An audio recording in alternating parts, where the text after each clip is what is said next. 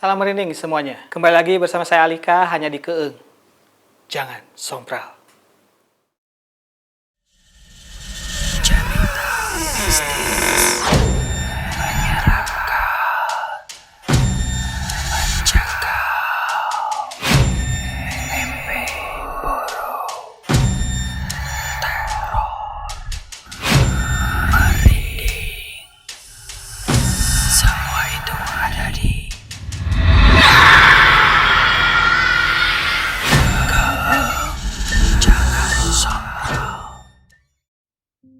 Di sini saya akan membahas kisah-kisah yang akan membuat bulu kuduk Anda berdiri, baik itu kisah fiksi dari film maupun kisah yang benar-benar terjadi di dunia nyata. Maka dari itu, kalau Anda sendirian, sebaiknya Anda hati-hati, karena mungkin di akhir episode nanti Anda sudah ada yang menemani. Pemirsa Keeng, selain keindahan panorama alamnya, Indonesia seakan tidak pernah kehabisan cerita mistis untuk diceritakan. Cerita kali ini datang dari kawasan hutan lebat di lereng Gunung Arjuno, Jawa Timur. Kawasan ini tepatnya berada di perbatasan Kabupaten Malang dan juga Pasuruan. Dan ini adalah cerita tentang alas lali jiwo.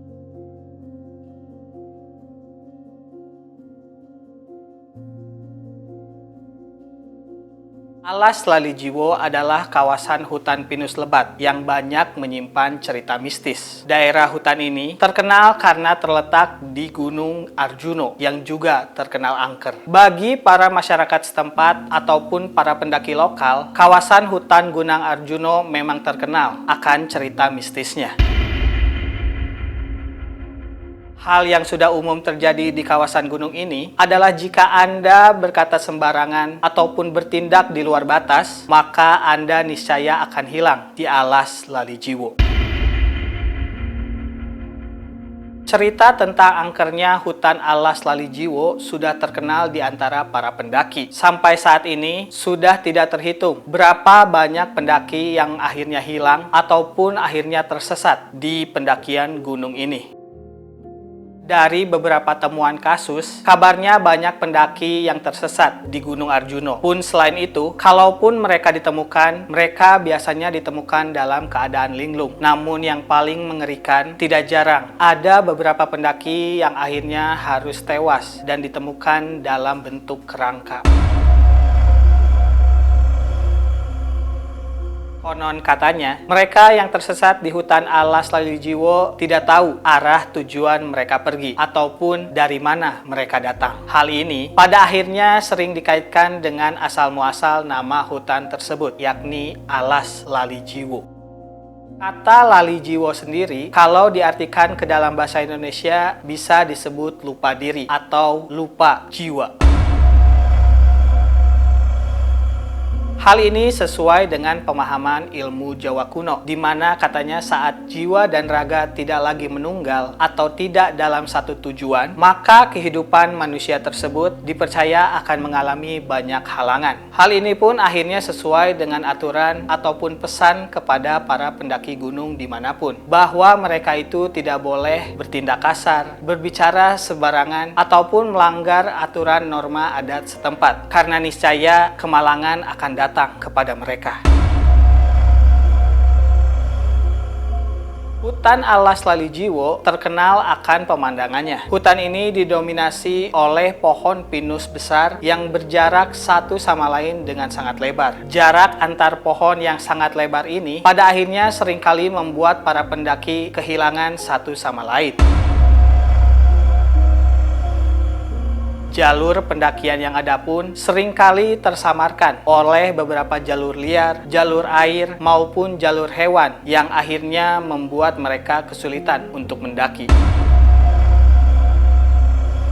Karena banyaknya hambatan inilah, akhirnya para pendaki seringkali kehilangan konsentrasi dan akhirnya tersesat, terpisah dari rombongan. Pada akhirnya, karena sudah terlalu banyak cerita tentang pendaki yang tersesat, maka muncullah mitos tentang alas Lali Jiwo, di mana hutan ini niscaya mampu membuat para pendakinya kehilangan jiwanya, atau lebih parahnya lagi, mereka dihipnotis oleh suatu makhluk sampai akhirnya mereka melupakan jati dirinya sendiri.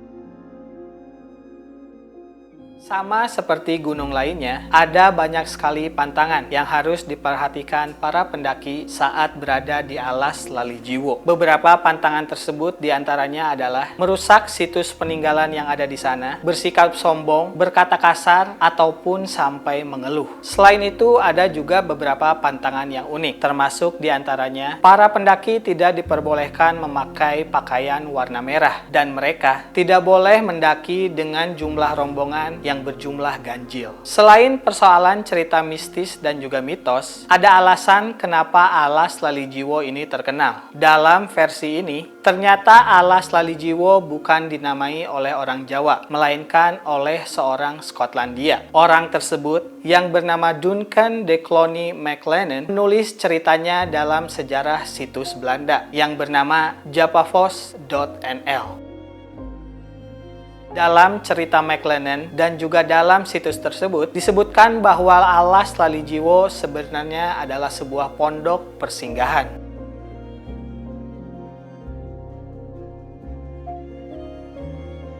Pondok ini sengaja dibangun di Gunung Arjuno dan juga terletak di tengah kawasan hutan yang mana sangat jauh dari peradaban masyarakat.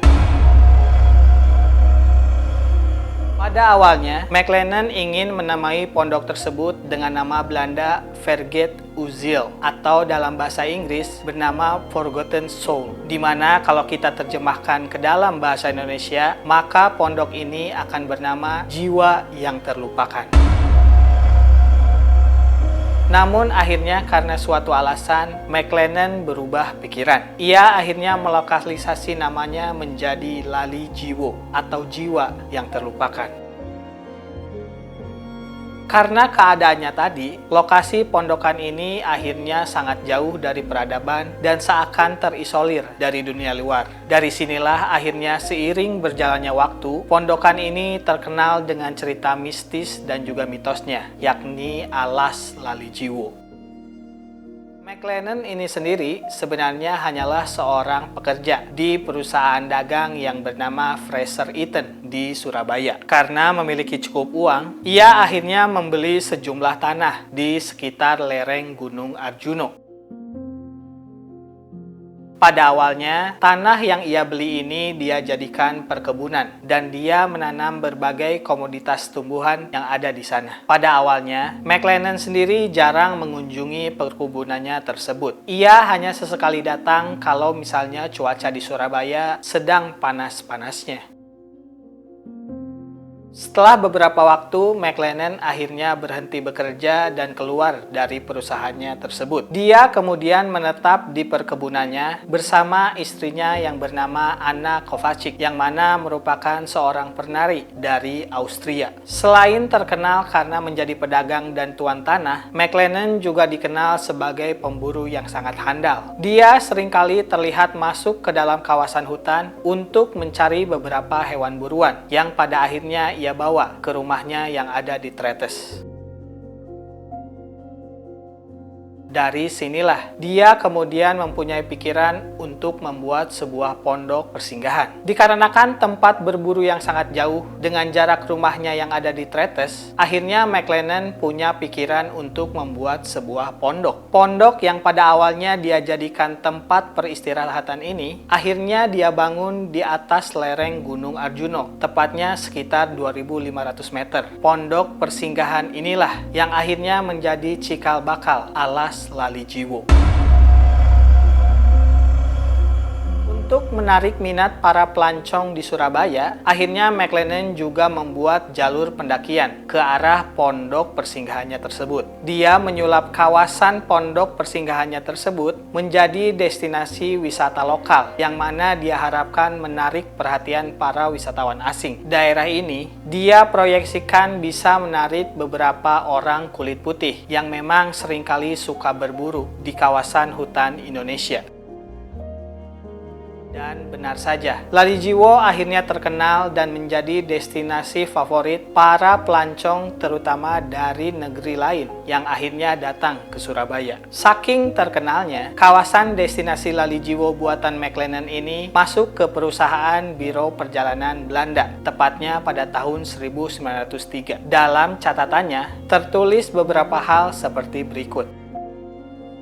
Kami menunggang kuda ke Lalijiwo, sekitar 4 jam perjalanan kalau jalan kaki dari Tretes. Dari sana, kami kemudian mendaki ke kawah Gunung Arjuno. Perjalanan kembali tidak butuh waktu lama, sehingga kami pun bisa kembali ke Hotel Prigen sebelum gelap. Jika banyak waktu, maka datanglah dan menginap di Lalijiwo sebelum sore dan juga nikmati indahnya pemandangan matahari terbenam. Pada dini hari, sekitar jam 3 pagi, naiklah ke puncak Gunung Arjuno. Diterangi cahaya bulan dan juga obor, maka nikmati jugalah matahari terbit di kawasan itu. Menurut sejarah, sebenarnya daerah Prigen dan juga Tretes adalah beberapa daerah yang cukup sulit untuk digapai. Namun, kemudian hal ini berubah pada awal abad ke-20.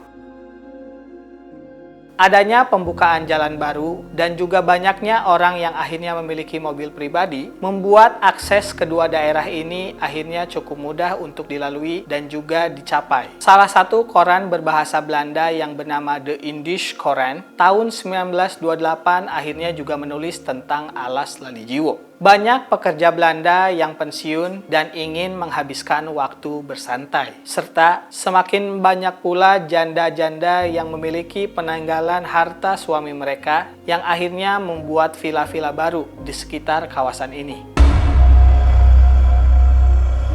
Lambat laun, hutan belantara tersebut akhirnya berubah menjadi desa kecil yang penuh dengan pondokan, hotel, dan juga penginapan yang akhirnya diisi oleh orang kulit putih yang ingin berlibur.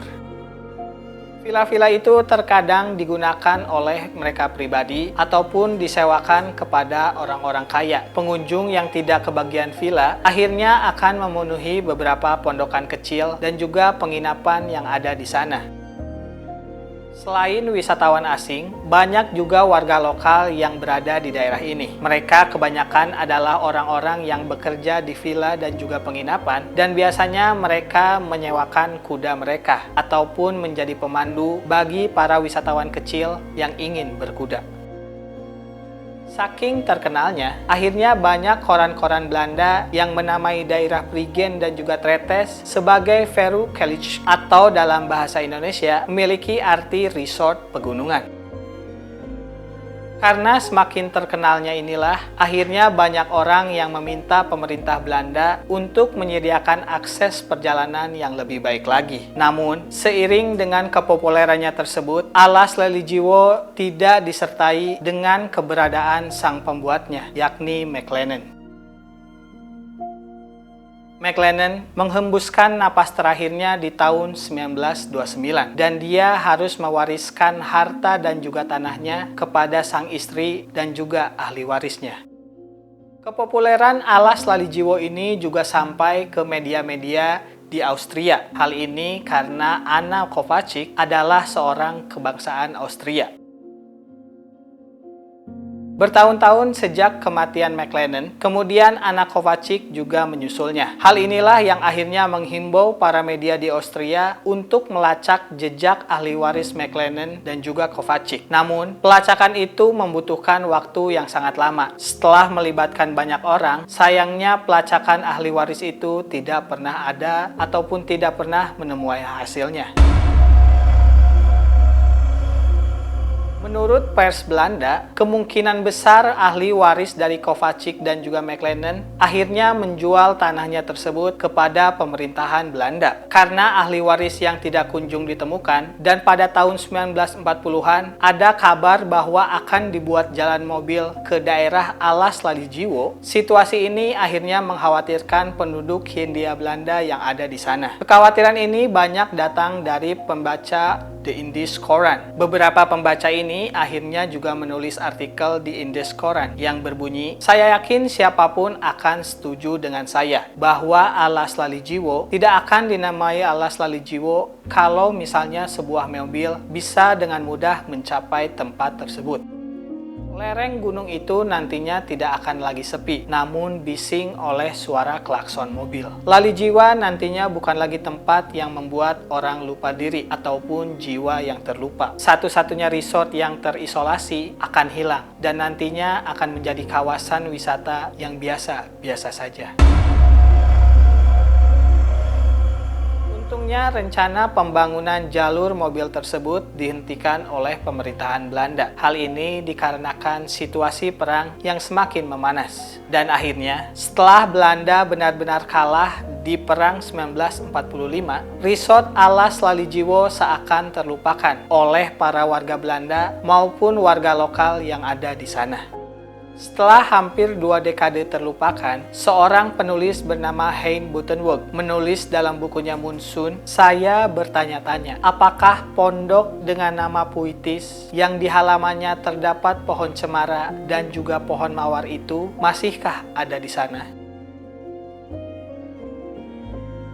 Perlahan-lahan, karena tidak ada orang yang mengurusnya, kawasan Padepokan yang dulu terkenal itu akhirnya menjadi hutan biasa. Hutan yang terlupakan tersebut kemudian dikenal dengan hutan Lalijiwo. Dari yang dulunya sebuah resort terpencil yang terkenal dengan keindahan alamnya yang sangat eksotis, kini berubah menjadi tempat yang penuh dengan cerita mistis. Konon katanya, bahkan sampai sekarang bekas pondokan Alas Lalijiwo tidak pernah ditemukan oleh masyarakat. Apakah bangunannya sudah hancur? Atau mungkin masih tersembunyi di lebatnya hutan? Tidak ada seorang pun yang tahu. Bisa jadi, akhirnya tempat ini mungkin akan hilang dari peradaban dan juga ingatan orang-orang yang pernah ada di dalamnya. Sama seperti namanya, Lalijiwo.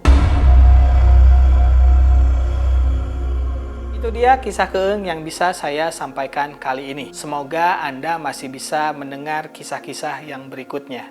Itu pun kalau Anda masih berani. Saya Alika, sampai jumpa di Keeng. Jangan sompral.